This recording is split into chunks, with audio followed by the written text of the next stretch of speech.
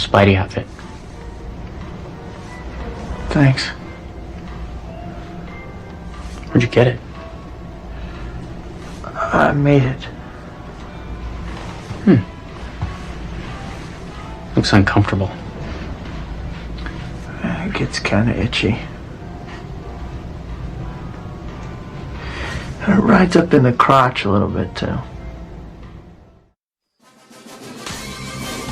We're men in tights. We roam around the forest looking for lights. We're men in tights. We run from the rich and give to the poor, that's right. We may look like sissies, but what would you say, or else we'll put out your lights? Welcome, brown pants wearers, to Geek Salad episode 248. What would you prefer? Yellow spandex? I'm Andy. I'm Mike. I'm Joe. I'm Catherine. And at long last, it has been a month and a half, and we are finally back to record an episode of our podcast. Things have been out of hand. Things have been going crazy. So, we are back, and we are talking all about live-action comic book costumes. I had the idea for this episode back in May, actually, when we had first discussed this, because there's a lot of grumbling, on the interwebs about how, costumes now are downgrades to the newer costumes. Does Wolverine's new costume and Deadpool and Wolverine look like ass, or does it look amazing? Brother. Amazing. I'm in the amazing camp. Yeah. Are those behind the scenes not like actually altered with any, like camera filters or anything stuff from the new Superman movie? Are you just needlessly bitching about things, or Superman's yeah, exactly. Yes, the answer to all that is yes, because I also love the new Superman costume. So I figured we would take the heroes down the runway and discuss the best and the worst costumes. Now, we each were tasked with 10 best of and 5 worst of, and I know there's some dishonorable mentions in there, some honorable mentions. And we're going to give some of the heavy hitters that showed up on a lot of our lists a little more time to do that. But there was no social media feedback for this episode, which I am shocked at, because I figured at some point someone was going to bring up the Halle Berry Catwoman outfit, right? Oh, right. Never saw that movie. Forgot about that one. I totally forgot about that one. I'll give you my 2-word review for it. It's shit. Yeah. No, I remember both. That costume is terrible. Yeah. Oh, so yeah, it's got nothing on Michelle Pfeiffer. No. Oh God, no. And no. Or those are Eartha wicked Kitt. feelings when I was a teenager. So. Yeah. It definitely. I still have the pattern from the Halloween section. But the and also Eartha Kitt. Her in that outfit was also right. Julie but I do remember doesn't even hold the candle to Anne Hathaway. Yeah, it's like, oh look, her goggles make cat ears. How cute. Yeah, it's fine. Honestly, I just remember when Batman Returns came out, and like that Halloween, like all the skinny drag queens went as Michelle Pfeiffer's Catwoman. It was great. Very, very cool. Yeah, no, yeah. They had that there was a poster of her posing in front of her Hello Here, Hello There, which became Hell Here. Yeah. That poster was at the freaking grocery store. It was everywhere. Yes. Oh man, I love that movie. So anyway, while we're on the topic of Batman, and quite honestly, on the topic of Batman Returns, let's talk about a little bit about the costumes of Batman, because I actually have the Burton Batman outfits, which are technically 2 separate outfits in my best of for Batman. He's at home, washing his tights. Quite honestly, they did change it. I mean, a lot of these changes were subtle between the two, but they are two different costumes. Right. I mean, the original Batman costume, the Batman '89 costume, essentially was the trendsetter going forward for at least 10 years because you had the built-in musculature, but it was body armor. It was like, how are you going to make Michael Keaton look convincing? And that's how you made him look convincing. Whereas I actually prefer the Batman Returns costume because I felt like it was a better fit. Like his head wasn't swimming around in the mask as much, and it looked like real armor. But the funny thing is, they still couldn't figure out Michael Keaton could actually turn his head. Oh yeah, well, Jesus Christ, they didn't fix that until 2008. Yeah, and it was just like a joke too, you know. Yeah. You say you want to turn your head, Mr. Wayne. I need a new suit. I was going to say that 3-button deal that you're wearing is very 90s, Mr. Wayne. I'm Morgan Freeman. I'm actually, you know what? I'm surprised none of us picked the Dark Knight trilogy costumes. Honestly, and here's the thing. I hate it's a good looking suit, and I'm glad that we kind of got like a little backstory behind why it looks the way it does. Mm-hmm. That Dark Knight suit, though, looks like the inside of a camera bag. It's just like it's got too much color. It's like, I mean, and by too much color, it's like various shades of gray. But it's just like it doesn't look as functional as that first costume. And even that first costume, it all comes down to the cowl. And I'm not a huge fan of that cowl because I don't feel like, you know, and this is just me nitpicking at this point. I don't feel like they made the mouth wide enough. Like it was just a hole. Whereas, like with the Burton Batman outfits, it was big. However, that's the thing for it to be comics accurate, the mouthpiece has to open up to the jowl. I mean, like has to like expose his cheek and everything. It's not just the mouth, and it goes back almost to like the end of his eye. Right. It has to be big, and you know it was a great design for the costume, and I mean that's most superhero masks anyway. But it was, you know, I love that outfit. Now, Joe, I know you've got a Batman on your best of as well. And it's really the only thing. Well, actually, I actually meant to put two on, but the first one I put in, and this is actually, it hurts me to say this just because I hate the Snyderverse, but one of the best things to come out of it was the Batfleck suit. Okay, yeah. That really gave me the Dark Knight feels, and I'm talking about the graphic novel, the Frank Miller graphic novel. Right. I really. It you know, the thing I hated about one of the things I hate about the Snyderverse, and I put it down as one of my worst, is the Man of Steel, is the muted colors, you know. But the thing is, that works with Batman because that's this whole thing. Right. And Ben Affleck is a big enough guy that, you know, and he's got the shape, the outline and the shape and profile to fill out the outfit in a way that it doesn't look comical, but it looks right. It looks like it fits in the way it's supposed to. I'm trying to find the one you're talking about because the ones I'm looking at are puffy. They are puffy. No, here's the thing. I like the design of the costume itself. He doesn't look convincing inside of the costume, though. It's almost like, you know, with most of the characters, you can kind of lose the actor in the costume. I feel like Keaton did a really good job of that. Bale did a really good job of that. But when you look at someone like Affleck, it's Ben Affleck inside a Batman costume. Val Kilmer. No Bruce Wayne's got pouty lips like that. You know, they don't disappear into the costume, but the costume. Because I remember that reveal, like that first reveal, and everyone was like, "Oh man, this movie's going to be off the hook." Why? Because the costume looks like the Dark Knight. No, the movie sucked. Yeah. Oh. But yeah, the Bat armor wasn't that bad. Yeah, the Bat armor was pretty good too. I mean, again, it was sacrificed to one of the dumbest things to happen in that movie. Oh, absolutely. Among many. Yeah. But and then my second Batman pick would have been the the Robert Pattinson Batman outfit from the Batman.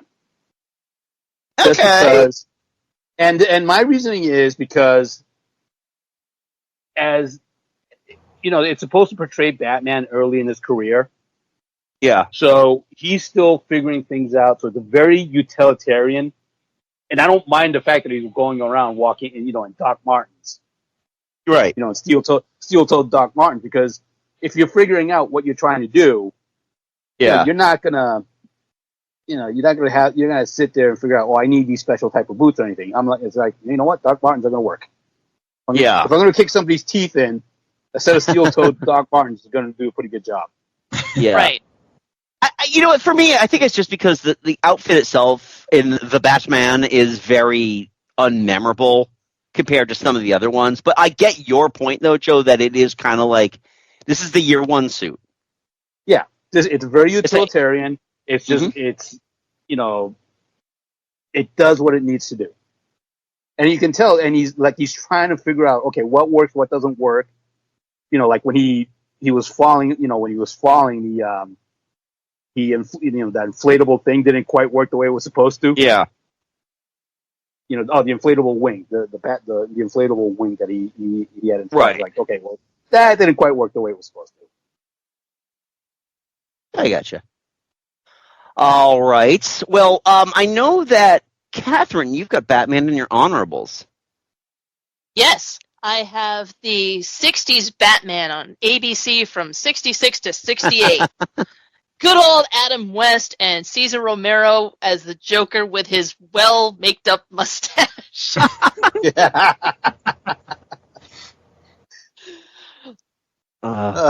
It's such a funny costume. Or like There's when all of them Adam whatsoever. Adam West in Family Guy, when he says, "It was all natural, baby, no filler here." When he was talking about it was Michael the Keaton, Simpsons. when he was talking about It was Michael the Keaton. Simpsons. Oh, that's right. I didn't need any padding. Pure West. Adam West has enjoyed being Batman so much. Like, I watched a long documentary ages ago when we were doing another comic book episode, like before I was actually on the show. Yeah. I was still auditioning, and they brought in Adam West to do all the narration of the Batman comics. He's just, That's awesome. It reminds me of, Mark Hamill being like, "Do you mind being known for one role?" He's like, "I wasn't expected to be known for anything."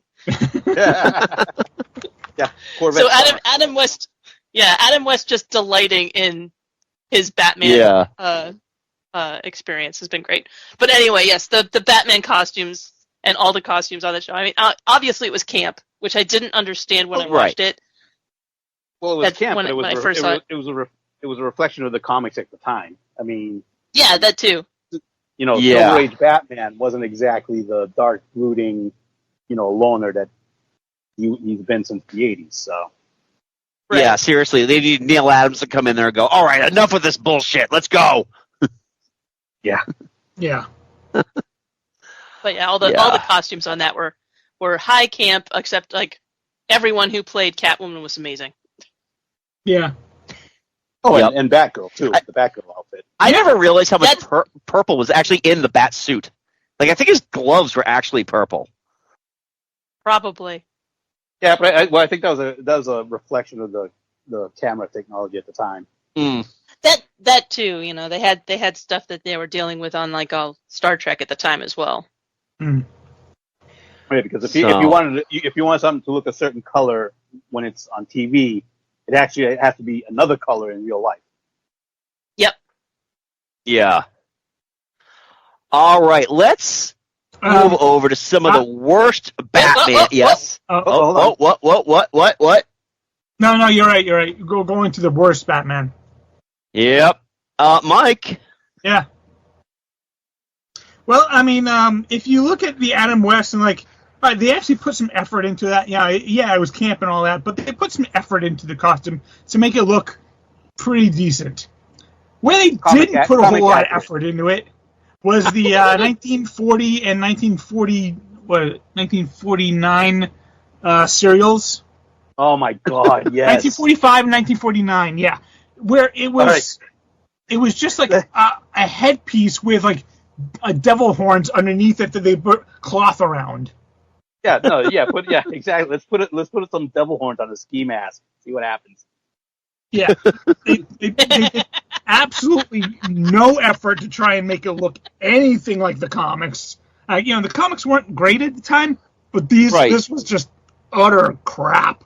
And then I also had to give a dishonorable mention to the fact that their Batmobiles were just convertibles.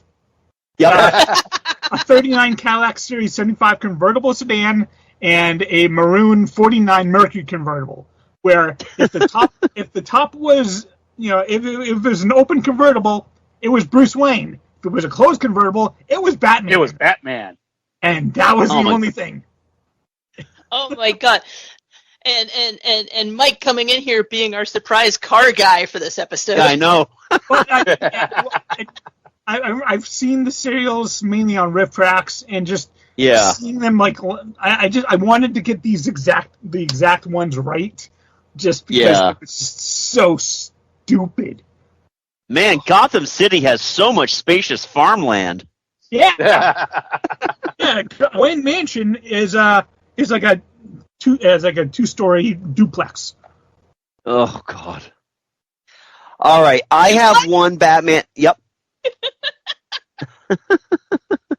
So I have one Batman outfit on my worst of as well, and that is the Batman and Robin original black Batman outfit. So first of all, I talked earlier about how it was impossible for an actor to there's certain outfits where you can't hide the actor, like the Kilmer, the Affleck.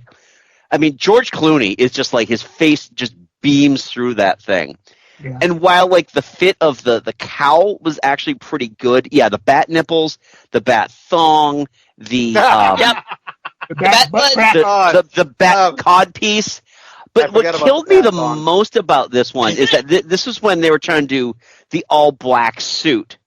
And so they did even the bat symbol on his chest is all black.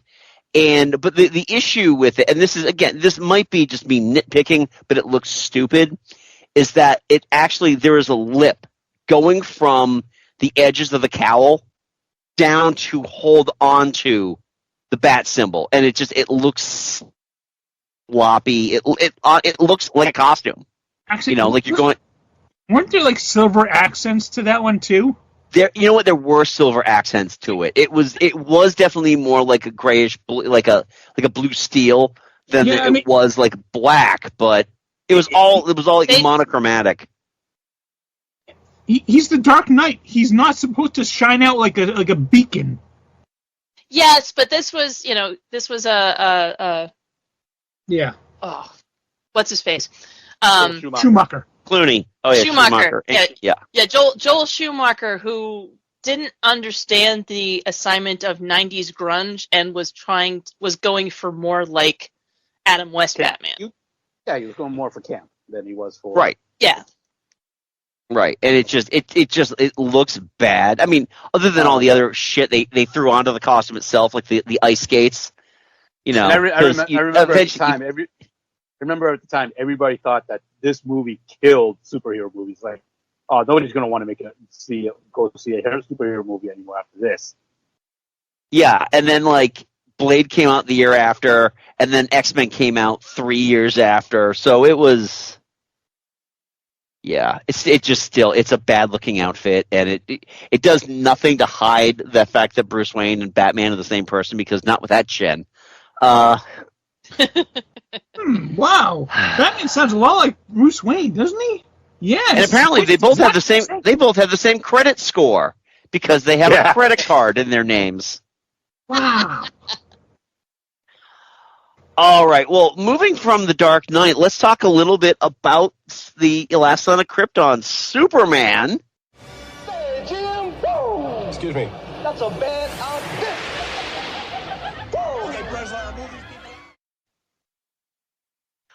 Now, I know several of us have best and worst on our things here. For me, best, got to go with the original Christopher Reeve Absolutely. Superman outfit. Yeah. I mean, for the time, it looked great. I love the design. I love the fact that there's nothing. It's literally just spandex. Yeah, Got, again, it was one of those things where it was all Christopher Reeve because he was He was naturally jacked. Yeah. Well, he was naturally jacked because he was working out with Darth Vader. Yeah. Yeah, he wasn't Yeah. naturally. Yeah, he did it himself. Yeah. Yeah, he looks good on the Muppet Show episode that came out around the same time that the movie came out. Wow. Oh wow! And I just took a drink. The thing I think I like most about the Christopher Reeve Superman costume was that the colors were bright and vibrant. Yes, Yeah, which is what you need for Superman. Yeah, Superman, Batman being a shining beacon, that does not work for Batman. It works for Superman. That's what you want. That's what Superman's all about. And so having a bright, vibrant, colorful costume, that makes sense. Yeah, and he could wear it without looking strange with his underwear on the outside. Yeah. Right. He had the confidence to carry it off, and the humbleness, and the fact that he actually has blue eyes. His eyes and hair are the right color. Yeah. Right. Yeah. Overall, I mean, it's a perfect costume. They did a great job with that. Yeah. Now, going back to jokes, I know you've got a Superman in your best of. Yeah, I have one of the CW Supermans, and that's the Brendan Routh Kingdom Come outfit. That from the Crisis or the Arrowverse crossover, which was, I think it was okay. Yeah. They had the entire crew jumping all around, but it was Brandon Routh as an slightly older Superman. He had, if you ever read the Kingdom Come comics by Alex Ross, it's the costume that has the where the S has the black background instead of the yellow. Okay. And yep, he makes it work because he's still one of the great things about Brandon Routh is that he was fairly good at channeling Christopher Reeve. Oh, he was ridiculously good at that. And he did it with this, and it's just like, this is the Superman we should have gotten with Superman Returns. Yeah. What did you think of him in the Superman movie that he did do? Honestly, that costume I do like a lot as well. I thought it had interesting texture. Yeah. I'm kind of conflicted on it. It's on your worst, actually, Joe. Yeah, because I like the texture. I don't like the leather cape. That leather cape just takes me completely out of it because it looks too stiff. It doesn't. Yeah. It doesn't. I mean, when he's flying, when they're doing the flying sequences, that's all CGI and stuff like that. So it works because you can make leather do anything in CGI. Physics don't matter. But when he's just standing around or walking around with it, it looks too stiff. It looks like he's wearing a cloak instead of a cape. Yeah. I also I didn't care heavy. for the I didn't also care for the Superman emblem kind of being small. More like it was plasticky. It was small and it was plasticky. Right. It didn't look integrated with the costume, and it was too small. And my other complaint was the shorts were too small. They're more like Speedos than actual boxers. Yeah. Yeah. Well, you know what, Joe? Since we're sitting in the worst of, I know it was Bryan Singer who directed it, but I mean, come on. Yeah. So, Joe, while we're residing in your worst of, you've got a couple of other Supermans in here. Oh God, yeah. The other Have one, at it. The two other are of course Snyderverse because Zack Snyder. Yeah. And the original Man of Steel outfit. Oh yeah. Because it's too muted. Yeah, big time. And for God's sakes, why did you put Superman in a unitard with boots? Right. I mean, I know it's if you actually look at at stills, there's actually like a semblance of a belt, but because the colors are so muted, you can't really tell when during an action. It just looks like he's wearing a unitard with boots on it. With wearing boots, and it's like it doesn't look right. It also looks too much like armor, which it's Superman. He's supposed to be a Boy Scout, and he doesn't need armor. Right. Exactly. Right. And the thing is, I doubt that Henry Cavill actually needs filling for his suit. But exactly. Yeah, no. But they had to. Yeah. You can tell. The thing is, you can tell where the shading was airbrushed. It's you don't need that with Henry Cavill. Just if you get a good costume designer, they will make the suit so it fits his body and accentuates what needs to be accentuated. Right. And I know with that one, there was, because I remember someone complaining about the David Cornsweet costume, saying that, Cavill didn't need that. Then they showed the Henry Cavill thing where he actually had, a complete underlayer of musculature to make it look more like comic book musculature versus his own natural musculature. So that was also funny because, the Gunn haters are just going to be dumb. It's not a great, and I hate the cape. I hate the fact that cape is CG. Yeah, I hate and that's the other thing. They did it better, chose a better material, but it looks like it's suede rather than just like fabric. And it's like, no, you don't. The cape isn't supposed to have any weight to it. Right. It's supposed to while we're on free flow. While we're on the subject of fake capes, do you all mind if I sidestep real quick to talk about one of my worst ofs? Mainly because the cape drives me nuts, but there's other elements involved. I know which one. I already know where you're going. Fucking Spawn. Yep.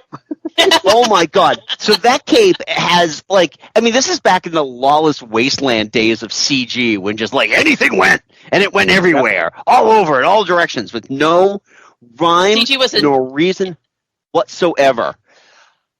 I saw PlayStation 1 games with better CG than that cape was. Oh my god. There are seriously, I was having a conversation with one of my coworkers today. I told him what the topic was for tonight, and he asked me what some of the worst were. And I said, Spawn. He's like, you didn't think that costume was awesome? I'm like, listen, in 1998, I hated the movie, so I wasn't a big fan, but I can see where people would have liked the costume then. Now, it looks too much like a muscle suit. It looks like the kind of thing that, a costume shop would rent on, the high end at a Halloween City or something like that. Overall, the costume doesn't look convincing. It looks dumb. It's over. See, the thing is, I feel like it's overly musculatured. And while it definitely is comics accurate, doesn't make it a great looking costume because it looks like a costume. Right. Rant over. Well, at the time, CGI was a new, pretty toy that they got to use a lot. That they were being able to use more because they had computers that could handle it. It was like the whole thing about the Disney Beauty and the Beast was the fact that they had the one scene that was done in CGI. Right, and someone looked at that ballroom and went, "I can make a cape." Yep, but not just any cape. All right, Joe. I'm sorry. All right, let's go. Let's veer back on course here, Joe. So you also had another Superman on your worst of. Oh yeah, well that's another Snyder abomination is the Superman black costume from the Snyder Cut of the Justice League. Ugh. So we watched. My daughter and I watched the Snyder Cut, and she's like, "All right, what's the deal with the black outfit?" I'm like, "Honey, I could explain it to you, but I was hoping that the filmmaker would explain it to you." They didn't. Yeah. And it's supposed to be a temporary. It's supposed to only be a temporary costume too. That's the thing.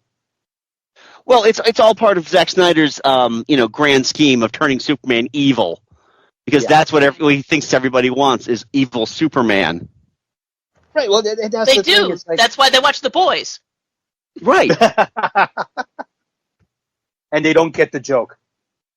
Nope. It's, oh my god, it's so on the nose, and it's like, y'all are the dumbest motherfuckers I've ever seen. But yeah, the black costume is like, okay, it's only supposed to be temporary just to help him heal. but at some point he has to be Superman. He has to wear the blue, the red, and the yellow, and because like Mike says, he's supposed to be a symbol. He's supposed to be the shining example for everybody, and just having him just be in the black costume for the entirety of the movie just makes him out to be this dour, just like no joy, no hope. It's just like, why?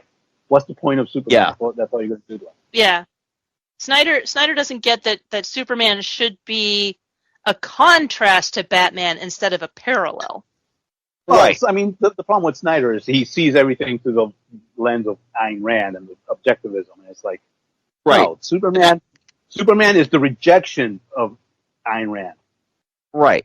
And that's why that line about you can be their Superman or not, you don't owe them anything.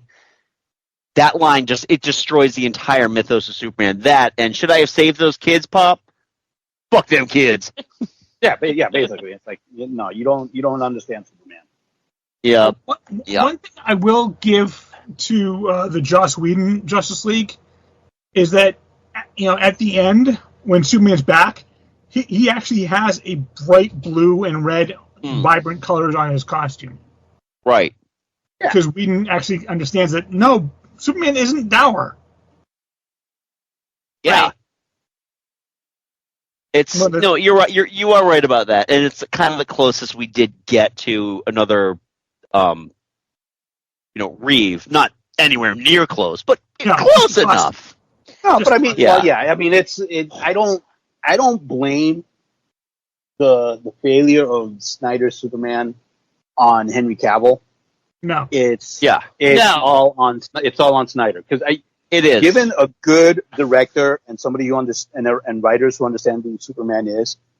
Henry Cavill would have been phenomenal. He could have carried DC. He would have. He could have carried the DC universe for 20 years if he wanted to. Yeah. Well, I think the biggest issue now is that it's weird nerds who want to see him in everything, and it's like the guy. Unfortunately, because I like him as Superman, and I agree with all of you that it was a wasted opportunity for him because he could have done well, but he's not a proven box office draw. And then to see people just go all in that Henry Cavill needs to be the next James Bond. Henry Cavill needs to do this. Bring back Henry Cavill as Superman. It's like. He had his shot. That was 10 years ago. That was 11 years ago. Yeah. I could see him as Bond, though.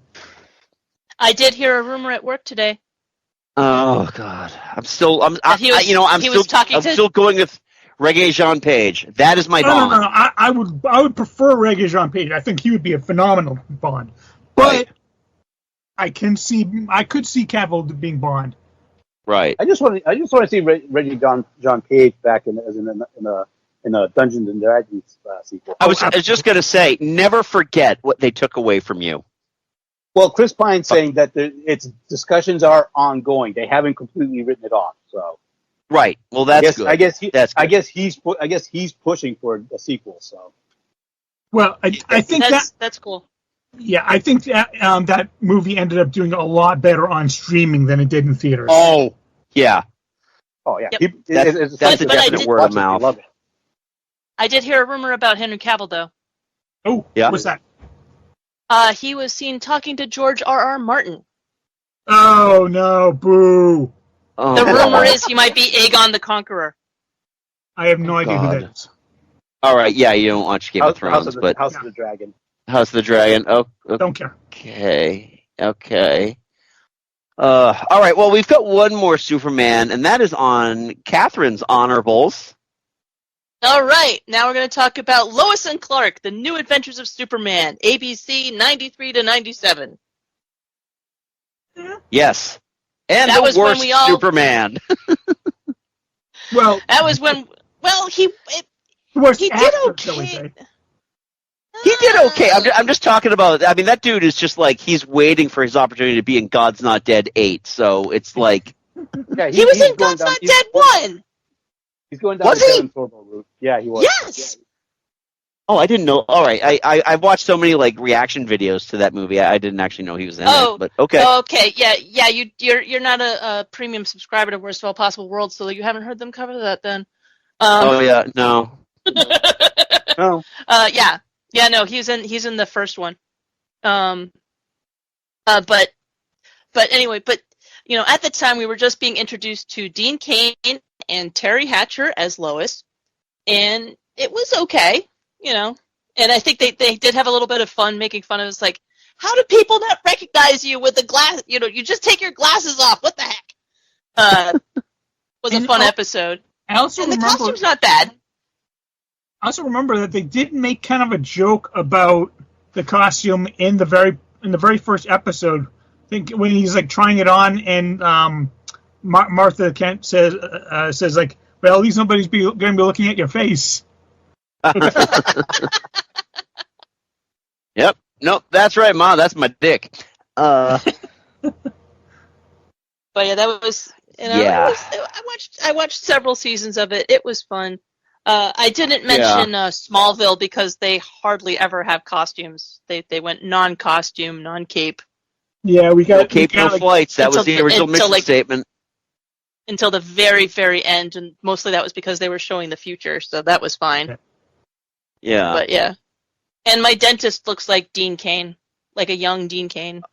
Yeah. Oh, okay. And he's a Seventh-day Adventist. Oh. Oh. Okay, so you can't get your teeth done on Sundays? Is that what you're saying? That's fine. He comes in and checks the hygienist's work. My hygienist is wonderful. It's the Saturdays can't work. Yeah. Oh, all right. But I apologize to our Seventh-day Adventist listeners. My hygienist is wonderful, and my dentist is pretty. Nice. Nice combination there.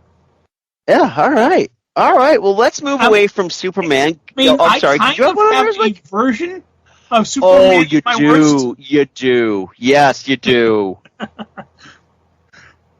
Because back in the 90s, there was a movie called Steel, starring Shaquille O'Neal. Oh, and that costume was utter garbage. Oh, my God. It misses the point completely. For a until I saw you put it on the list, I had completely forgotten about that movie. Yeah, for a costume that's supposed to be made out of steel, it looked surprisingly like latex. Yep. And the funny, crazy thing is that Shaq, has a Superman insignia as a tattoo. Right. He's got it tattooed right on his arm. And it's like, oh. But I guess he signed the contract before he saw what the costume looked like. Oh, God. It just... overall, who thought this was a good idea? But it's like, at that point, I only knew Steel because, of the fallout from the death of Superman. Yeah. But, oh, God, it's so just... It doesn't look good. It doesn't look good on him. And it's so clunky. Let's be honest. It makes RoboCop look like Rey Mysterio. It's just insane how just immobile he was in that outfit. Yeah. Oh, God, yeah. Well, thanks for bringing up that nightmare, Mike. You're welcome. All right. Well, here's one I know we got a few mentions on here. It's Spider-Man. So I have to admit, my favorite costume is the original Homecoming outfit. I love that outfit. It looks good. It emulates the comic books great. And you know what? I'm a nerd. I love the fact that the eyes do the moving thing, like in the comic book. Irises, yeah. Oh, fantastic! Yep. I know this is the same outfits as the carryover from Civil War, but oh God, it looks good. It looks like fabric, which I really like too. I wasn't a big fan of like the Iron Spider outfit that he had through most of Far From Home and Infinity War. But damn, that first costume, that Tom Holland costume is flippin'-tastic. And I love the spider insignia. I don't know why, it looks more modern than just having a spider on him, you know? Yeah, that like black kind of like tech cut. It looks like tech. It looks like tech, yeah, because it kind of is. Like, how long has that thing been there? Actually, I need to make an adjustment to add, since we're on Spider-Man, I got to add one to my vest. Okay. That's the Andrew Garfield Spider-Man outfit. From not from Amazing Spider-Man, but Amazing Spider-Man 2.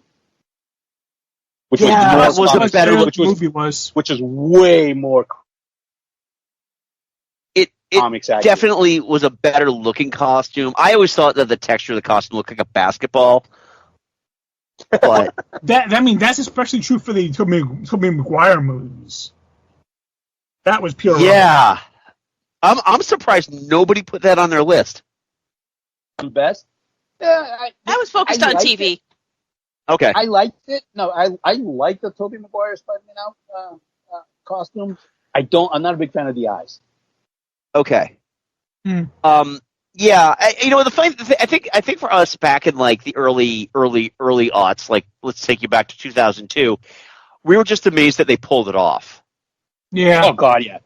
Absolutely. You know what? And given when Spider-Man first came out, I actually went out and picked up the art book for it. Yeah. And some of the concept designs that they were playing around with. I mean, let's just say that I'm glad they settled with what they settled with, because that's a Spider-Man outfit.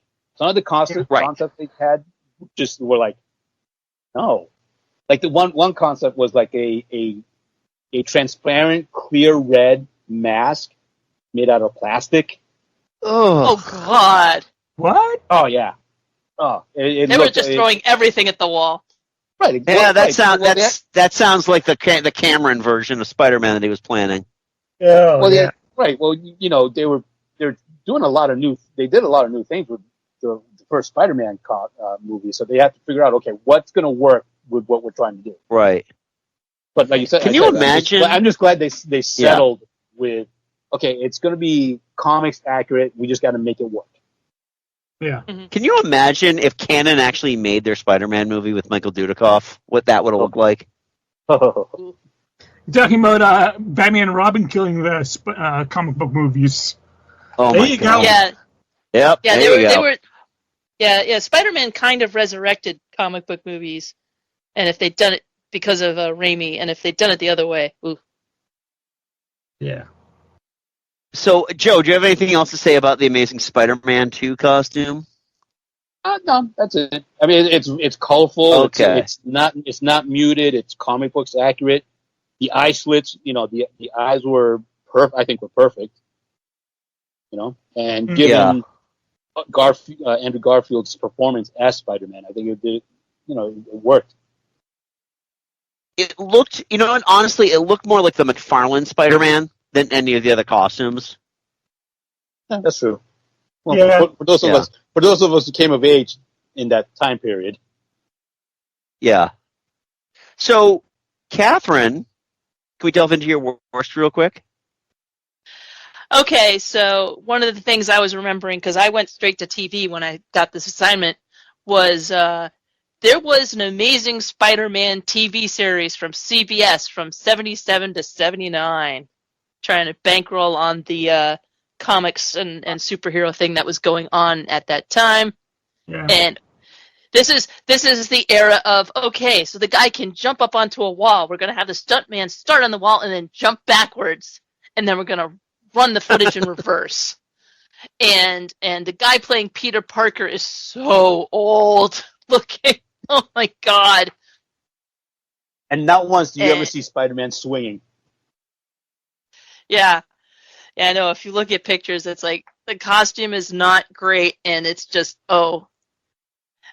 we stumbled across this in syndication when I was a kid, and it was just so bad. Yeah. It's funny that you mentioned that, because as I was scrolling Twitter today, I came across somebody posted a clip from the Japanese Spider-Man. Oh yeah! I swear to God, it's the exact same costume. I actually bet. That one pulled up an image of it. Yeah, and the eyes are so wrong. Oh God! Yeah, I mean, it's sad because like the Electric Company outfit was better. Yeah. Yeah, that's true. I mean, on the plus side, though, the Japanese one did give him a giant robot. So that's true. He was the original Power Ranger. Because the Japanese, He was. yep, totally. The Japanese totally understand Spider-Man. But it's kind of funny, yeah. So it's kind of funny that you mentioned that because you do, Catherine, have a random mention of the Mighty Morphin Power Rangers. You want to highlight that real quick? I forgot about the comic book tie-in, and it was just, Mighty Morphin Power Rangers was a thing we were watching in college, because that was, it started in 93, and it's still going, would you believe? Yeah. Well, I don't know. The last season was on Netflix, and we haven't heard word of a continuation yet, and that was like last year. Okay. Right. So, But it's not. When I was searching up on it, it didn't show that it had been canceled yet. So just 30 years of Power Rangers. I was focusing on the Mighty Morphin Power Rangers from 93 to 96. Right. And the fact that the costumes were pretty cool, and then like it was kind of a Fraggle Rock thing where you'd like have like, everybody take a drink. The fact that you have like the sequences of like in the Fraggle Rock, and then you have like exterior sequences. So the fact that like most of the action stuff was filmed with the costumes fully on, and then you could cast whoever you wanted to play the roles. Because in Japan, it was like 4 guys and 1 girl, and then we got in America, it was like they made the Yellow Ranger a female. yeah. Yeah. They did that with actually quite a few of man. of the Sentai series. But I wouldn't doubt that. actually, kind of going off of that pick for Catherine, like for me, the best costume of the original Mighty Morphin was the White Ranger. Okay. And that was because that costume was from a completely different Sentai series than the one that the Mighty Morphin was from. And of course it was. It's a shame that they didn't use the rest of the Die Ranger costumes, because those ones are a lot cooler than the Mighty Morphin ones. Speaking of which, Die Ranger's on your best list. Yeah, which is why I put it there. Because for you, Mike, yeah. They should have gone with those costumes because they are way cooler, but instead they only just went and grabbed the white one. Oh, man. Every time I look at that White Ranger costume, I was like, oh, look, the mystery flavor. I knew somebody would get that. Thank you all. It's white grape, Andy. It's always been white grape. It's always been white grape. Yeah, it's a shame that this is an audio podcast and we can't like show these. I might have to do a thread on Twitter of like all of our best and worst here, even though it'd be a huge undertaking. So I'm probably just lying about that. But seriously, look up the Die Ranger costumes and tell me that they're not way better than the Mighty Morphin Power Rangers. Looking at it now, Die Ranger, D-A-I Ranger. Oh, hi, Die Ranger. Die Ranger. They have a little bit more going on, but not much. The ones that I'm looking at are actually kind of baggier. For me, they have vests and skirts. I never got why they had molded mouths in the helmets. I did not understand that. And the weird thing is, for the same reason that Voltron has a molded mouth, and he's a robot. Okay, that's true. Yeah. It's all based on samurai armor. You watch Shogun, you know that. Yeah, but they didn't do it with all of them. But they did I don't know, maybe half the costumes have mouths molded into them. What if you're not going to do them every single time? Don't do them at all. And this is coming from someone that actually loves. All right, let's hit up on. Yep. All right, let's switch over to another hero from a completely different universe. Let's talk a little bit about Captain America. Mr. Rogers, I almost forgot that suit did nothing for your ass. No one asked you to look, Tony. It's ridiculous. I think you look great, Cap. As far as I'm concerned, that's America's ass. So, Mike, you've got Cap on your best of. And worst of. And worst of. Just added them. All right, go for it. Yeah, I mean, for me, the best Captain America costume were actually both of the ones he wore in Winter Soldier. I prefer the final one, the military World War II one, but his stealth suit in the first battle was actually really cool as well. Yeah, it was. I love the tactical gear. I love that. I love the look of that outfit specifically. Yeah. Between that and his Civil War outfit are probably his best looks. Absolutely. I don't know. I like the original. I like the original Captain America from his first movie, where he's got the first Avenger. Yeah. Yeah, where he's got the tank helmet and the jacket. Yeah, and they used it like a derivation of that at the end of Winter Soldier. So. Yeah, that's true. So, yeah, and now Cap hasn't been all gold though. I'm gonna start with my worst, and I have always hated this outfit. The hoodie outfit in Avengers. It looks so much like. I mean, the zipper is visible. You can see where the costume comes together. And the colors are so saturated too. Ugh. They are very saturated. Even even his helmet, which looks like a hoodie when he has his have it off, it doesn't fit his head right. What's that? That costume looks like a modernization of the costume he wore at the USO shows in the first one. Kind of, yeah. And this one was the one. And this was the one designed by Coulson. Yeah. It's just that's why Coulson had to die. Yep, exactly, for that terrible suit. Go to Tahiti. Oh, go to Tahiti. Yeah, he went to Tahiti. It doesn't look great at all. And I know some people are defenders of it because that's a suit that shows up in all those memes. But not a great look. No. But Mike, you also have Cap in your worst. Yeah, I'm going back to the 80s when Reb Brown was playing Captain America. Oh my God, that was the late 70s. I thought you were going to talk about Matt Salinger's Captain America suit, but I hear where you're coming from on Reb Brown.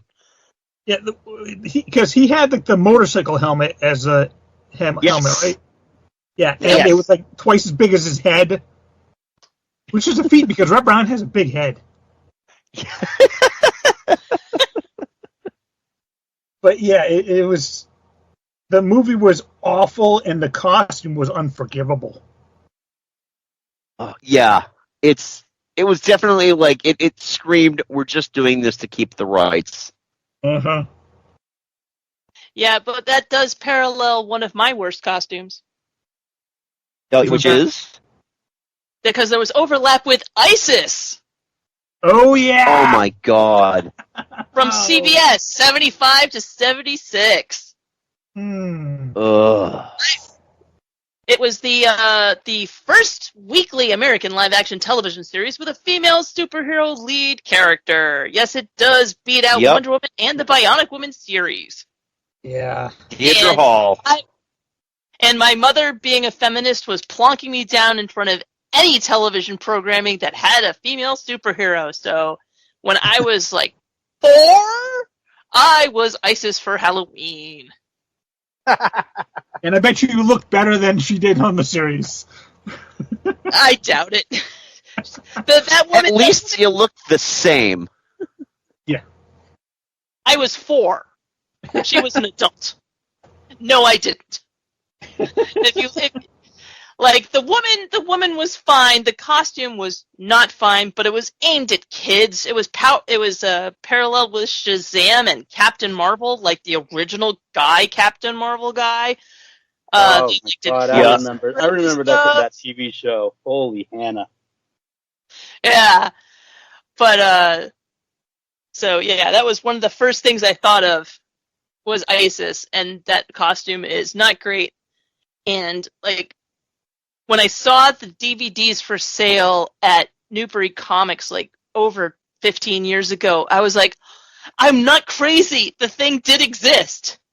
I'm not going to buy this because I don't want my childhood memories that are barely there ruined. Oh, and now I know what to get you for Christmas. I only remember that show because one of the villains on ISIS was like this disco guy named King Louis VIII, and he had like just the big glasses and the big afro. That's all I remember from that show. I barely remember the show. Like I remember reading the comics, like a comic more. However, now here's the thing: was that I saw that DVD and I was like, now I don't want to buy it. So when I was researching yesterday, I stumbled across Amazon, and people are selling the collector's edition of the DVD for $300. Just go to YouTube. All the episodes are available on YouTube. Yeah, but that's not the collector's edition DVD. Well, I know Deirdre Hall's still alive, so she can still be giving interviews about. Listen, it was a job. It was a paycheck. I'd just come off of General Hospital or whatever the hell soap opera I was working on. Oh, good Lord. All right. But yeah, let's move I watched some on YouTube, and it was not good. I think this is the last of our big like multi mentions here, and that is Wonder Woman. Because I had the 2017 movie's costume on my list. I loved it because it just looked like armor. It looked like a warrior's armor, and it looked great. It wasn't pandery. It wasn't like, okay, let's see if we can see her ass cheeks in this one. It was a good-looking costume that fit her well. It wasn't there for sex appeal. It was there to make her look like a badass. Hey, Catherine, you have really well. Let's talk about those ass cheeks. Yeah. I think you're hysterical saying it's not there to make her look sexy. It looks like armor. Yeah. So there was this comic. There was a Dragon magazine where there's this woman wearing a chainmail bikini that's been hit, and she's like, "Fortunately, I was wearing my armor." That is the kind of armor she is wearing. It's a skirt. She is wearing a skirt and a bustier. That is, yeah, sure. It looks like armor-ish, but whatever. Yeah. Anyway. Hey, we didn't get the cleavage line, all right? This wasn't like, it wasn't hoisting her up. Well, it's not like Greek armor. It's not like Greek warriors wore a ton of armor. Let's be honest here. That's true. Well, if she's a traditional Amazon, she should have lopped off one of her breasts for firing arrows anyway. Yeah. So, I of course put on Wonder Woman with our woman Linda Carter, ABC 1975 to 1979. And, this was another thing I was plunked in front of, and it made more of an impression on me because it lasted longer and actually went into syndication when I was a kid. And I had a doll. Like, this was my first doll. Like, I didn't have a Barbie doll, but I had a Wonder Woman doll. When you took her clothes off, she had the Wonder Woman costume on her body. Awesome. And, yeah. And I had a Wonder Woman swimsuit, and, yeah. Nice. So, needless to say, you were obsessed with that. That's awesome. Yeah. As a 7-year-old, Wonder Woman was my hero. Yeah. Not a bad way to go. Yeah, no, not at all.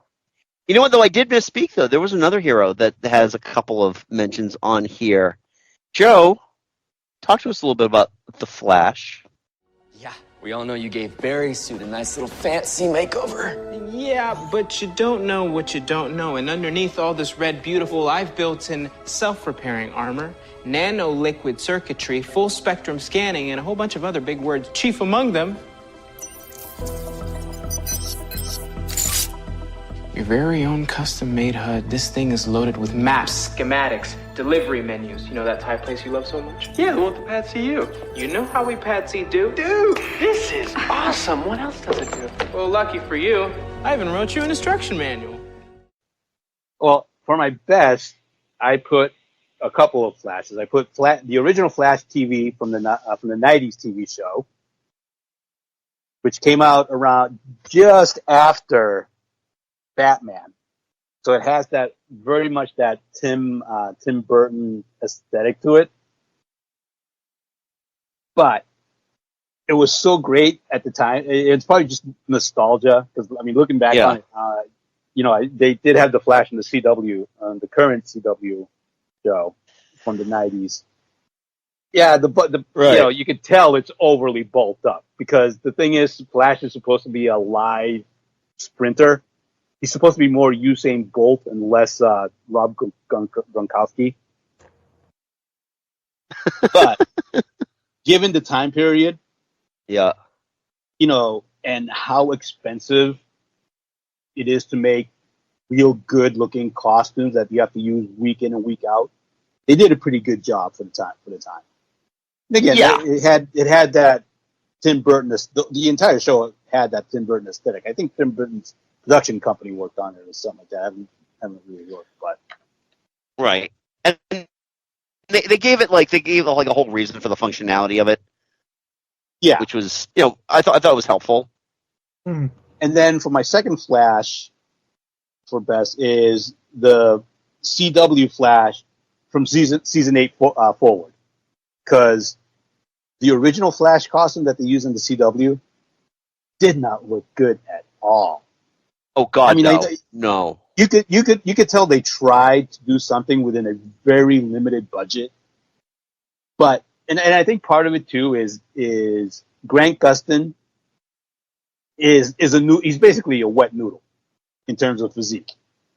Yeah, he just doesn't have that sprinter's physique. Yes, he doesn't have the sprinter's physique that the Flash is supposed to have, and so they basically made it look like. The first Flash costume reminded me of okay, let's take the Rocketeer's costume and just paint it scarlet red. So, but then starting with season 8, they did a good job of molding the costume more and just basically designing it in such a way that it makes it look like he's got more of a sprinter's body, with what you got to work with. And they made it more comic books accurate. It was more form fitting. It looked like a superhero costume, not something you picked off the rack. Right. Exactly. Yeah, because I gave up after season 3 of the Flash, and I always thought the mask especially just looked ill fitting on him. Mm-hmm. Yeah, I too have the Flash, but in my worst of because fucking hell, I hate that DCEU Flash outfit. The Snyderverse. It looks thrown. Yeah, it's armor. It looks thrown together. And there's never been in this series of movies a good Flash outfit at all. It's Snyder making more armor for people who don't need it. Right, exactly. The Justice League armor going into the outfits in the Flash are so bad looking. Just like with those original Grant Gustin suits, they don't fit him well because again, wet noodle. Ezra Miller is a wet noodle, and none of them look good on them. And then that other. Is anybody else here besides me seen The Flash? No. If it weren't for Zack Snyder's Rebel Moon, it would have been the worst movie I watched last year. Oh God! The other Flash outfit is taken from a repurposed Batman outfit. It also looks dumb. There is not, like I said, Ezra Miller has never had a good looking, in any sense of the word, Flash outfit. But Joe, you mentioned earlier the Rocketeer, and I just have to point out that the Rocketeer actually showed up on my best of.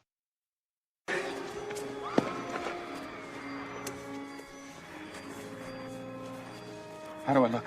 Like a hood ornament. Yeah. Really? Nice. That is an amazing love that costume. That is it's perfect because it's period perfect. It fits into the aesthetic of the movie. It's just it is the perfect costume. That movie holds up. Yes. Oh God, yeah. Yes, it does. It's a flight jacket. It's flight pants, and just the reasoning behind why the helmet looks the way it looks with the rudder on the back to help you steer. It's perfect. It's right out of the comic books. And I think we're all aware that it is like one of my favorite release posters ever. Oh, the Art Deco style poster like that? Oh, perfect. Oh, God, love that. But yeah, that is my favorite. I've always loved that outfit, and quite honestly, I wish I could find that for a Halloween costume. I think that would just be amazing. Oh yeah. How much money you got? You should be able to make one. You know. No, I mean sure. the helmet is the big. Yeah, it's the big thing. But with technology these days, you could have somebody 3D print that for you, no problem. Oh, I'm sure. Now all I need is a 3D printer. No, just pay. You could. I bet there's somebody on Etsy selling it. Oh yeah. And then you just make the rest of the costume yourself. Yeah. All right. Well, that's all like the group areas here of costumes that we want to talk about. Let's get into some other stuff here. Looking at this, I'm going to start us off with anything from the Fox universe. I don't know if anybody else has any on their best or worsts, but I do have the Deadpool outfit. Salsa water and lemon for blood. Or wear red. Dumbass. I love the Deadpool outfit. It's perfect. It's perfect. Love the articulation. And I love to even though not enough pouches. Not enough, but I love that they kept the white irises on the eyes. Yeah. The one thing that they've never been able to get on Batman, they have gotten on Deadpool. On Deadpool, right. Yeah, exactly. Without losing any without losing the ability to show any emotion. Right. It's perfect. Yeah, it is a perfect costume. It's like throughout the 3 movies, it's looked fantastic. And it's great too because it is still like you not only get Ryan Reynolds out of that, but you also get like how he is in the comic books, just with the look on his face. Like there's that scene at the end of the first movie where he's going to shoot Ajax, and Colossus tells him, "Don't do it," you know. And he just has that blank look on his face, like that blank innocent look on his face, even though you can't see his face, and he shoots him. But that's the thing is somehow they pull it off that you know what he's emoting underneath that mask. Yeah. That's partly due to Ryan Reynolds. A couple days ago, we watched the movie Waiting. Yeah. Which stars Ryan Reynolds, he's one of the characters, and my husband's watching it. He's like, "Oh my god!" And I was like, "Yes, Ryan Reynolds was born to play Deadpool." Yeah, he's always been like that. Yeah. Does anybody else have anything from the Fox universe in your list? Because I've got a couple both on best and worst, but I don't know if anybody else had any on theirs. Not cinematic, but I do have TV. Okay, is that for MCU or is that for No, it's. Is that for Fox? It's Fox Network. Yeah, not the Fox movies. The TV shows that were on Fox. Yeah. I'm talking about The Tick from 2001, starring Patrick Warburton. Yeah. That costume was spot on, perfect for the comics. Well, it helps. Everybody was. It helps that it was Patrick Warburton too. Yeah.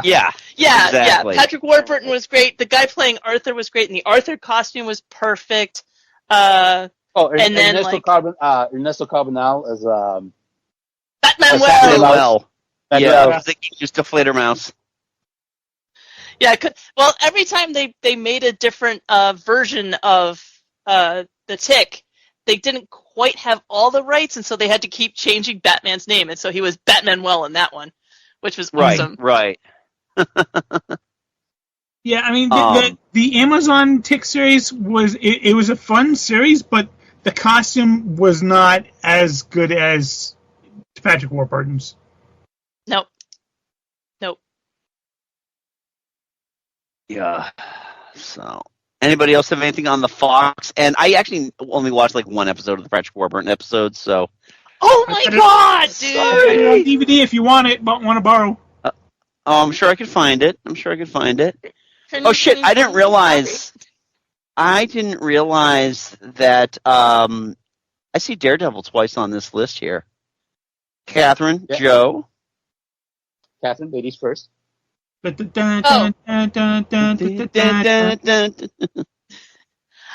was talking about the Daredevil from Netflix on 2015 to 2018. Good outfit. I love that outfit. Yeah. I thought it was a pretty good outfit. Also, Charlie Cox makes a really good Daredevil. Yeah. Yes. And I'm glad he's getting to continue the role. Yeah, I been am a big too. fan since been a big fan of that actor since Stardust, the movie. Oh, okay.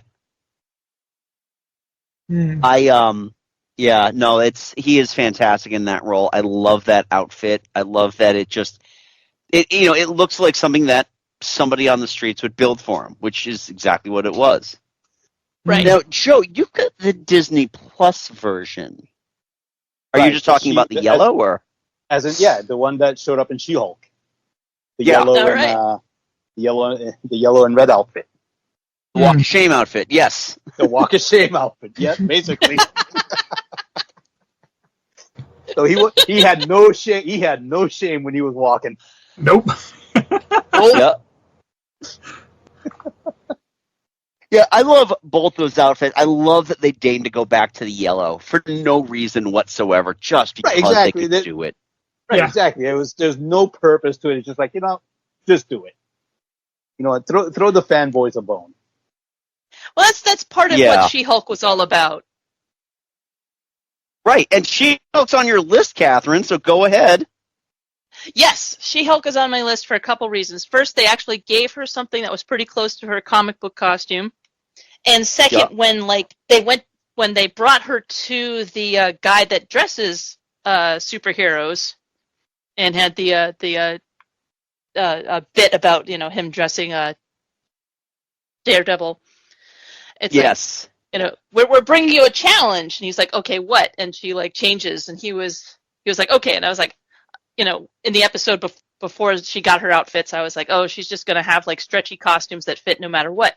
But no, they had the costume designer create things that looked good on her when she was in her She-Hulk form, but had a drape that looked okay when she was in her lawyer form. Her Jennifer Walters form. Yeah, and I was like, when they first showed me that, I was like, oh, as a person who has sewn things, I was like, that's brilliant.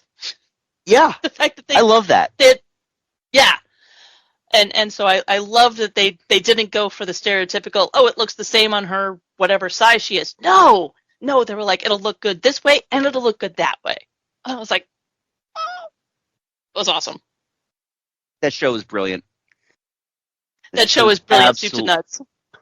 Yes. All right, Mike, talk to me a little bit about the Guardians of the Galaxy. All right. Well, you have it on your best of. Yes, I'm mainly going with the outfits that they wore at the end of the first movie. Just those kind of reddish. Oh, the maroon uniforms. Yes. Just when they did that hero walk down to what was it? Cherry Bomb? Yeah. Yep. That was when I was like, okay, this is the Guardians of the Galaxy. They're the team now. And they look it. Really, that work. It may not have been a comic accurate, but I've seen the comics costumes that a lot of them have. I prefer the movie. Yeah, and Mike, that's the thing about the beauty of the Guardians of the Galaxy. It doesn't need to be comics accurate at all, because nothing in that movie is comics accurate. And I also loved when they're doing that slow-mo walk, that Rocket's adjusting his crotch. Yeah. Oh, yeah. Because they're still tight. And they're also still their characters, They're not going to betray their characters being obnoxious the way they are. Right. I'm trying to remember, though. I don't think Drax was wearing, the jacket. I think he was just, he had the pants on, because something about his sensitive nipples. Yeah, something about his sensitive nipples. So... Yeah, we can't cover up Dave Bautista. No. And we're gonna. I mean, he was covered up in a lot of latex anyway, but still, it works. Not mostly the color. We were recently rewatching Glass Onion. He's not latex too much. No filler on him. No. Damn it! I love that movie. No, yeah. I mean, I remember when he was a Jack Demon in the WWE. So yeah. Right. But while we're on the subject of James Gunn, because I'm doing a lot of heavy lifting with my transitions here, Catherine, you got Peacemaker? I do have Peacemaker. That, first of all, that show ruled. Second of all, his costume was pretty good. I love the line from the Suicide Squad where, like, take that toilet bowl off your head. It's not a toilet bowl. It's a beacon of freedom. John Cena is at least a local treasure. Yeah.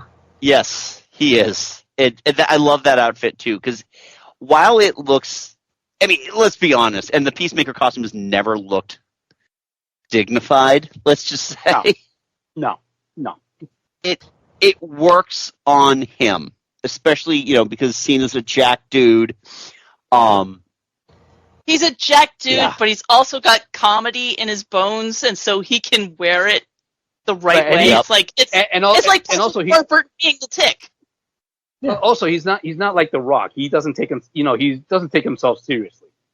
He knows when he needs to He's the guy who leans into his strengths. He leans into his strengths. I mean, not only Cena, but also Gunn, because when you've got a costume that looks that ridiculous, you can either completely change it and make it look completely make it look cool, but not comics accurate, or you can make it look ridiculous and just play that up. And it's a very fine line. But Gunn and Cena working together, they got that. They just, let's play it up. Why not? Yeah. Not only that, it works well in that dance number and the opening credits that I will never skip. Yeah, I will never skip that. The thing is, do you want to skip this? No. And I was gonna give credit to the costume designer for allowing him to, being able to design something that you can dance in, but is comics accurate. Right. And you can turn your head. Yeah. Yes. All right. So let's, if y'all don't mind me taking a sidestep here, because I got to talk a little bit about the X-Men costumes, both the good and the bad.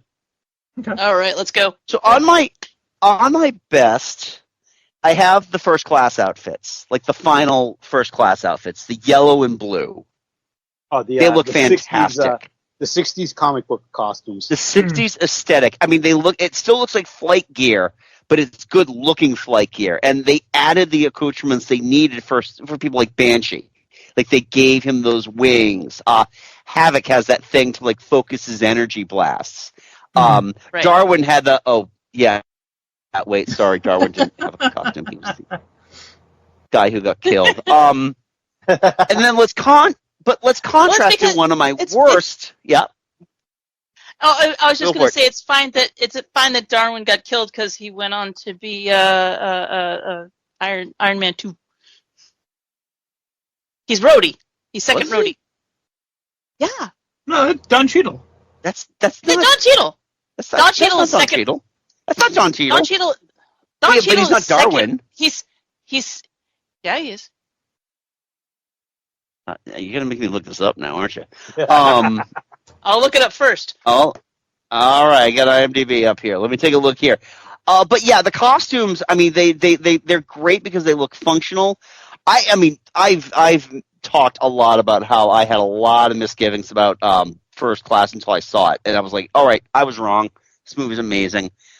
Blah blah blah blah blah. Cast list. Eddie MJ. Yeah, yep. Thank you, Joe. Yeah. Am I wrong? Yeah. Eddie Gathethi was in... Oh, he's going to be in the new Superman, apparently. Ooh. Yeah.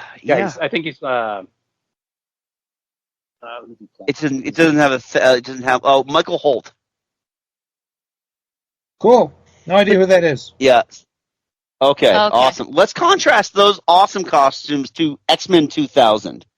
I fucking hate these outfits. I mean, I understand that, and they make the joke in the movie about the yellow spandex, and reading interviews with the cast and the crew about X-Men 2000, like, we didn't go with the classic costumes because we were worried they're going to look like our Halloween costumes.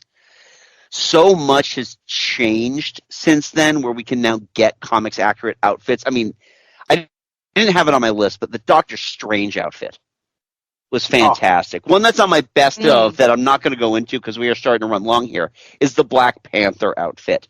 Those are comics accurate. They look wonderful. The black leather outfits are just... What is the point? It's lazy. It's lazy as hell.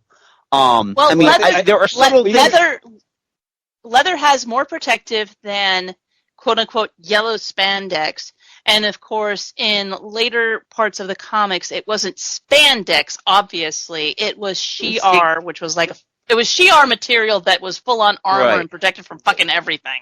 Unless even in the comics, it was unstable molecules. It was it was back in the day. It was unstable molecules that they couldn't be ripped up or anything like that. Yeah, but in this, it's like, they don't need the protection. They're fucking mutants. Most of them do need, like, they don't have, that first group, they don't really have anybody that has protection from, like, damage. Well, I think Wolverine. Yeah, but he's not an X-Men First Class. He says nope. Actually, he says go fuck yourself, but that's...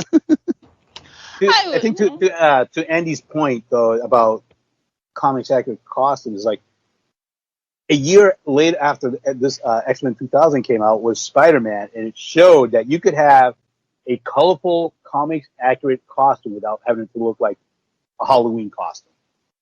That looks functional, that look good, beyond Superman, because Superman, everybody expects Superman to be red, the red and yellow and blue spandex. But like Andy was saying, the cast was scared that they were going to look like they were wearing a Halloween costume, so they went for more functional than comic books accurate. Well, Spider-Man comes out the next year, and hey, look, that's a comics accurate Spider-Man suit. Yeah. Well, they were trying not to do the dopey thing because they were like, okay, Joel Schumacher didn't work. We're going to go more the Tim Burton path. Yeah, I mean, they weren't great, but in all fairness, I think at the time, if they had tried to go comic accurate, they would have looked goofy as fuck. Yeah. Yeah. I mean, like they've only just this year figured out how to crack the yellow Wolverine costume. Right. Exactly. So I mean, I don't trust. I wouldn't have trusted them in 2000 to have gotten this right. So do the black leather look great? No, but I think they're better than what we would have gotten if they tried to go accurate. And while we're talking about this movie, can we talk about the villains' costumes? Villains' costumes were slightly better. I mean, I wasn't a big fan of Toad's because I wasn't a big fan of Toad, but right. But the Sabretooth was fine. Magneto, I thought they did a good job interpreting and making it interesting and But then of course we've been talking about this guy didn't need filler. This guy didn't need filler. Oh, they gave Ian McKellen all the filler. Oh, well, they had to. I mean, the guy was in his late 60s at the time. He was not. He's never been a buff dude. Yeah, no, he's pretty lanky. When I was in college, I did take a costume design class, and my teacher told us the motto was, "What God has forgotten, we fill with cotton." And funny. I mean, Mystique, she did look really good in that movie. Mm-hmm. She did, but that was more like Lizard Chameleon type thing.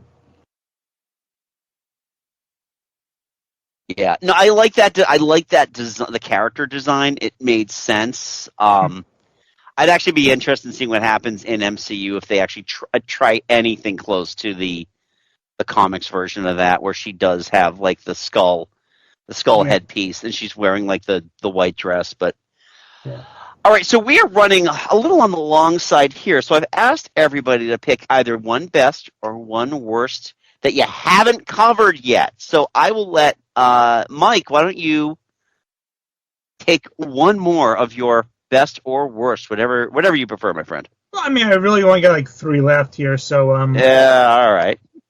I'm gonna go with I don't know, either Arrow or Supergirl. Well, they're both CW. You might as well just talk quickly about each of them. Yeah, I mean, Arrow, especially in like the first season or so, it was just more functional. It definitely looked better than what he wears in the comics. Yeah, it's like kind of an armor's vest, but it was like, it still gave him a lot of freedom of movement, which Green Arrow, you need that.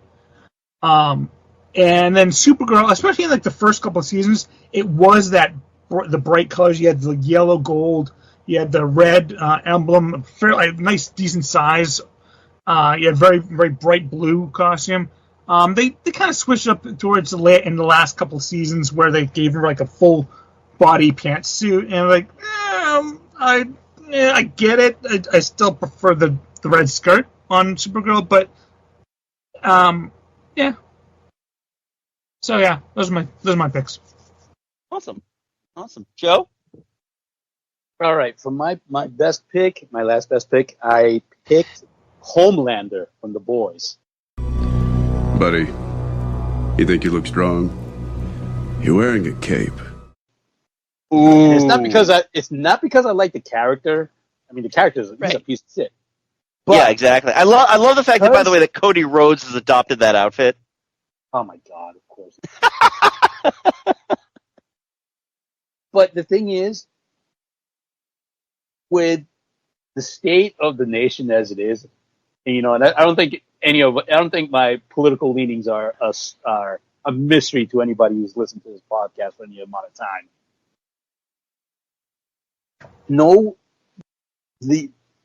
When Homelander, every time Homelander enters the screen and you see the outfit is just, you're thinking about the worst aspects of American nationalism and patriotism and jingoism, and it's just like, yep, that's a fascist right there.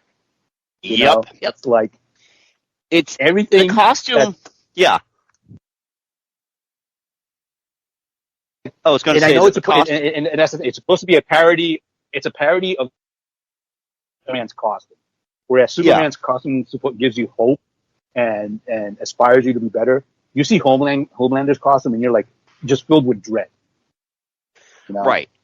I think part of the intention of that costume was because it does speak to those people who, while they might be patriotic, the sight of the American flag now gives them because I associate it with pause and they associate it with the worst people and not the best people. So it's right, exactly. But, it's just like with the giant epaulets and the American flag cape, and you're like, that is the worst thing about the people who just wrap themselves in nothing but the flag and say and pretend I'm the most patriotic person you ever met. I'm like, oh God. Yeah, I love too that the epaulets are eagles. They're eagles' heads. Yeah, exactly. Yeah. Mike, if you haven't, have you watched The Boys, Mike? No. Oh, it's good. I don't know. It is. I don't know that it's Mike's thing, though. Yeah, maybe not. It seems like it's going to be a kind of over-the-top violence that sometimes it works for me. Sometimes I'm like, oh, I don't like that. Yeah. And this seems like it might be, I don't like that. But Carl Urban. Carl Urban, come on. Yeah, understood. And I will say, too, that in terms of male nudity, the show Rome on HBO walked so the boys could run. That's true. Oh my God! Was it episode 1 or 2 of season 4? Oh, that slurping sound. Yeah. Oh, is that the octopus? Yep. No, that's not the octopus. That's the guy who could duplicate himself multiple times. Oh, okay. Ugh. Never mind. Yep. Okay. Yeah, check out The Boys, kids, on Amazon Prime. And Jensen Ackles as Soldier Boy. Oh. Oh, yeah. Yep. Well, All my Amazon right. Prime is for Has Been Hotel. Thank you. Oh, okay. Cool. Catherine, what do you got? Well, since we mentioned Karl Urban, can I just throw a shout out to Dredd? Absolutely. Great costume. Great costume. Great costume, great movie. But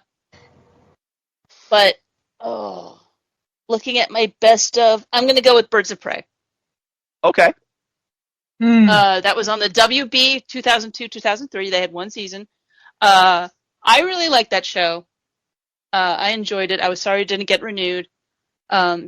Even Mia Sara in her the interpretation that they did of the Harley Quinn costume was pretty neat. You know, it wasn't literal to the original, but it was more functional. You could move in it. It was loose. But yeah, they had Huntress. They had the daughter of whatever the thingy one was. They had Batgirl slash Oracle. It was a pretty good. The one thing I really liked about it is they did give a lot of room to Huntress, who was one of my all-time favorite DC characters. I mean, it was a different interpretation of Huntress, but it was still a pretty badass Huntress. I kind of liked what they did with her. Yeah, that was my introduction to Huntress, because I didn't read a lot of DC, as longtime listeners of this show will know. But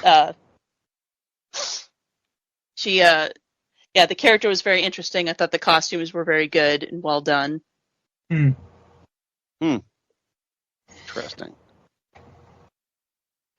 I never saw it, so all my knowledge of Birds of Prey comes from the Margot Robbie movie from 2020, which is my favorite. Yeah, which should be Harley Quinn. It's barely costumes. I didn't even think to include it.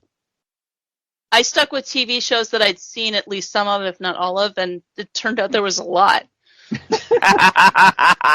Yeah, I'm kind of sad that we didn't get to your pick of Miss Marvel, because I love her costume. Marvel's costume was great. Take a few minutes, talk about it, because that'll dovetail me into my last one. So I mean, Iman Vellani is just so fantastic in that role. She was born to play that role, literally. And the costume, it was close enough to the comics to be spot on, but it's still functional in real life. I thought they did a brilliant job with it. Yeah.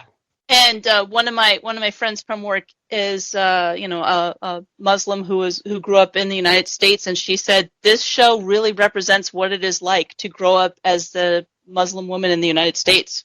That is so cool. Yep. So I was like, okay, it's good to have that from somebody who lives this life. Yeah. Yeah.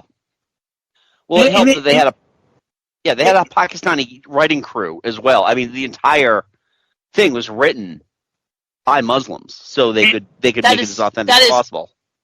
That is awesome. And what was great about it too is they made it accessible to everybody, not just like people that knew Muslim faith. They introduced concepts that I understood. Yeah. Yeah. Yeah. I really enjoyed it too, especially with the way that her parents were parsing over how she had to look when she left the house, to give her something that was respectful to her culture, that kind of fit in the mores of her culture. It's a great costume, comics accurate. The costume in the Marvels is also really good, but it's kind of a blip on the radar when you compare it to the TV show. Yeah. And like if I was going to rewatch anything between the Marvels or Ms. Marvel, I'd probably go with Ms. Marvel, because it was just so much fun. Yeah, it's a great show. Yeah, I'm hoping we get some more of Iman Vellani on there, because she's so wonderful in the whole thing. Really is. Yeah, all right, and that actually dovetails nicely into my final pick, another Disney Plus MCU show. You got to talk about that Moon Knight outfit. I love it. Damn, does that outfit rock? Which one though? Which Moon Knight? The original, the hood. Because me, I'm a Mr. Knight. I love the Mr. Knight costume. I love the Mr. Knight costume, but when you think about how were they going to be able to pull off like the Khonshu costume, Yeah, No, it's almost like worked. It's almost like that should have been the Spawn costume. Almost, yeah. Seriously, I mean, it looked great. I love the mummy wrap. I love that was actually part of the outfit. Yeah, because that, like, if you just like go with the comics, it's like basically just a suit that he puts on. Here, it incorporates parts of like the Egyptian mythology elements into the costume itself, which is phenomenal. Yeah, it looks great. And the thing is too is because Moon Knight is one of my favorite superheroes. So having grown up with that outfit and just kind of seeing like the white outfit, how is that going to look in live action? Because essentially in the comic books he's white Batman. Yeah, that's really all he is. He's just white Batman. And I thought they did a great job of kind of dispelling that. While they did give it a lot of like the same type of armature of a modern day Batman outfit, the wraps, the Egyptian symbolism, just the whole thing looked phenomenal. Yeah. So, man, that's got me want to watch it. Yeah, it was a great. I love that series. Too many people slept on too many series that we talked about. Yeah. So, great job, everybody. I'm sorry we didn't get to everybody's picks here, but I know Joe was just itching to talk about that Green Lantern 2011 outfit. Mantis! It was oh my God. low-hanging. It really is low-hanging fruit. It really was. It really is. I'm just surprised nobody picked it, but honestly, because it was low-hanging fruit, I was like, I have interesting things to say about these other worst ofs. I really don't have anything like fun or funny or intellectual to say about the Green Lantern costume. It was like, why can't I see his feet? Everybody's hated it already. I did love the. Why do you think I wouldn't recognize you just because you covered your cheekbones? Yeah, I've seen you naked. When even Ryan Reynolds made fun of the costume in Deadpool, like, you know what? There's nothing more to say about it. Yep. Yeah, that was in the early trailers. Yeah. Yep. That was the first trailer. Yeah. Yeah. You're welcome, Canada. Yeah. Man. So great conversation, everybody. So yeah, we are back. We're still going to attempt to do the once a month thing whilst I am down in transsexual Transylvania working on Rocky Horror Show. But we're going to try to get a few episodes in hither and dither. And next episode, because we're ramping up to episode 250, and we have an idea for that one, but we still got episode 249. And we're going to talk a little bit about our favorite movies that are based on ridiculous premises. If you had to describe, it's almost like describe a movie badly to your favorite movie badly to somebody. But it's not badly; it's just describing the movie. Yeah, just describe the movie itself. And I, Mike and I were kind of bantering back and forth about this today. We have some thoughts, and we can share some ideas with you guys if you need them. But we want to know as well. Do you have a movie that is based on a ridiculous premise? You can let us know. Join our social media. We are on Facebook at Geek Salad Podcast. We are on Twitter, Blue Sky, and Threads, even though Blue Sky and Threads I barely use, at Geek Salad Radio. You can also follow us on YouTube at Geek Salad Podcast, where you can get our retro movie reviews with me and Mike. We actually, before we recorded this one, Mike and I just did a review of Star Trek III, The Search for Spock, as we are going through the month of July, and some Star Trek movies. But you can check out all of our retro reviews there. And if you're a fan of what you just heard, if this is your first time, welcome. You can listen to past episodes wherever you get your podcasts. It changes so often, I can't even be bothered to tell you where you can find them now. But I will say, if you got to review us, just go on iTunes and give us 5 stars. Even if you've listened to half the episode, give us 5 stars. It's really the only one that matters. And you can delicately code your disdain for the show if you don't like it. But still, the 5 stars, always awesome. So anyway, I think that's about it. I think I covered everything, right? Yeah, I think so. Well then. So until next time, I'm Andy. I'm Mike. I'm Joe. I'm Catherine. Go forth, and be nerdful. Talk to you later. Bye. We're men in tights, tights. Always on guard, defending the people's rights. When